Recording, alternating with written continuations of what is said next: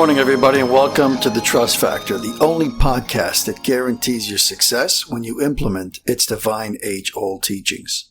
We are into the seventh response that we give to a person who solicits a security from God. Yesterday, we talked about Elon Musk and Donald Trump. Yesterday, we said, if somebody in a position of power comes and makes a request of you, you obviously concretize it in a form of an agreement that you understand.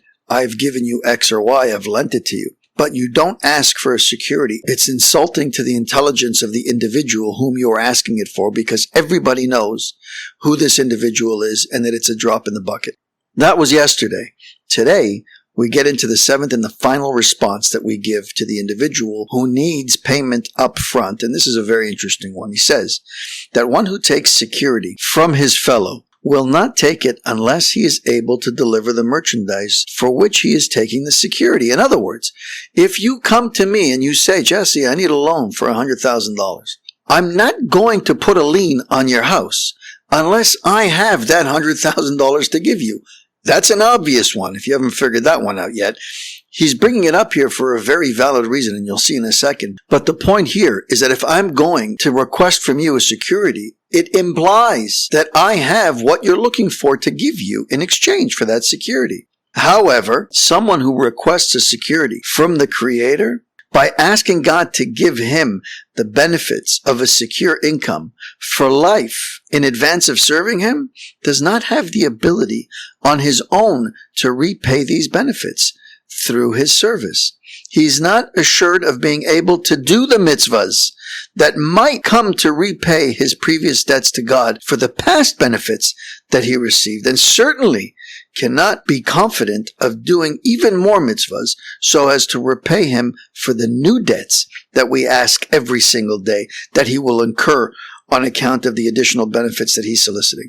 This is because even a righteous person cannot do mitzvahs and thus attempt to repay the debts that he has for the goodness that Hashem has given us unless Hashem helps him to do so. Guys, what we're talking about over here is not like we discussed previously, where we said that we're so heavily indebted to God for everything that he does for us on a daily, on a second-by-second basis, that we are constantly indebted to him because he is perfect and we are fallible. That we discussed even yesterday. We said, by definition, we're always indebted to him because he's constantly showering us with the gift of life and the opportunities that present themselves. That's not what he's talking about here. That's not why we'll never be able to repay him. What he's saying is that I'm asking for God to give me a security deposit before I go ahead on my own volition and start to live a proper godly life where I start to do the things that are important and are required of me in order to thrive in this world, namely to lead a godly life. No. I need you to step up first. But wait a second. Without him, without the one who you're requesting a security deposit from, you can't function, my friend. You understand? You can't wake up in the morning. You can't use your hands, your arms, your fingers, your legs, your feet. You can't use them. Your heart doesn't pump. Your lungs don't fill with oxygen. That's the reality. In order for you to be able to function as a human being so that you can do the mitzvahs, he has to enable you. So when you come and ask from him for security, material security, before you start to do it, what you're really saying is that he has no bearing on whether or not you can function, whether or not you can fulfill the commandments that need to be fulfilled, when in reality, he is everything that is needed to be able for you to fulfill those commandments. What do I mean? When man is created, there are three partners in creation, the Torah tells us. Number one is the mother. Number two is the father. And number three is God. The parents are responsible for the physicality. When we see an individual and we see their physical features, all of their physical features, those were the contribution of the parents, the mother and the father. The soul, that which makes us function, that which gives us life, is what God contributes. It says that when God created Adam, he blew into him the soul, a living soul, which is part of God, part of him. He blew into his nostrils, and that was the defining moment. That was the moment that turned a material object made of flesh and blood into a human being. There are animals in this world that aren't human beings because they don't have souls. And there may have been, depending on what you subscribe to, before Adam came into this world, Neanderthals, an earlier version of a human being, but they were only in the form of a human being. They lacked the soul. And because they lacked the soul, they weren't really humans. It only happened when God blew into Adam's nostrils his component, his contribution to creation of man. That is what separates us from everything else. That is the reason that all of the world, all of creation comes to cater to us because of that soul, not because of the body, not because of the physicality. The physicality is cheap. The physicality doesn't cost much. If you take a human body, my rabbi used to say, if you take a human physical body and you break it down to its basic elemental components, its chemical breakdown, and you put a number on how much a human body is worth, what's it worth? $10? $20? To be able to get all of the physical materials, all of the chemical compounds, to be able to put a human body together in a laboratory, the flesh, the bones, the skin, all these things, it's a few dollars. Human body, $20, $30 worth of raw goods. But when somebody gets killed in an accident, or when somebody is intentionally killed, when we sue, we don't sue for $20 or $40. We sue for millions. We sue for tens of millions. Why? Because that's not the important part. The body is not the valuable part. It's the brain. And why the brain? Because that is where the soul resides, the Torah tells us. The godly soul resides in the human brain. That is the differentiator. That is what sets us apart and makes us each so individually valuable that we could sue for tens of millions of dollars and justify it. Why? Because the value of the human being is not in what the parents contributed. It's what God contributed. Without him, your heart doesn't beat. Your lungs don't fill with oxygen. Your mind doesn't work. The cells don't run through your veins and your arteries.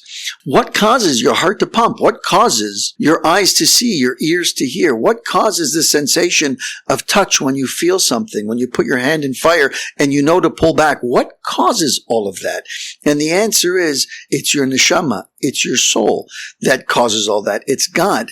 Without him, we cease to function. And so, as a result of all of this, we understand that when we say to God, if you just give me the material that I need, if you just set me up physically and financially for the rest of this existence, which I don't know how long that's going to be, and according to my knowledge, I think I'm probably going to be here forever, so it's never going to be enough, but that's a different discussion, which we've had in the past.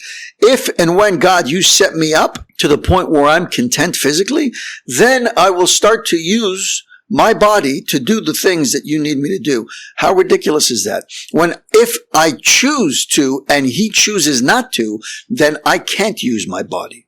But if I choose to and he agrees, only then can I use my body. And it reminds me that when I first became a Baal Tshuva, almost 20 years ago, when I first started realizing that there's this thing called purpose and God and creation and commandments and so much more to life than just eating, sleeping, working, and repeating. One of my biggest challenges was being upset at the fact that I had this clarity. I was given this clarity. I call it the blindfold being removed.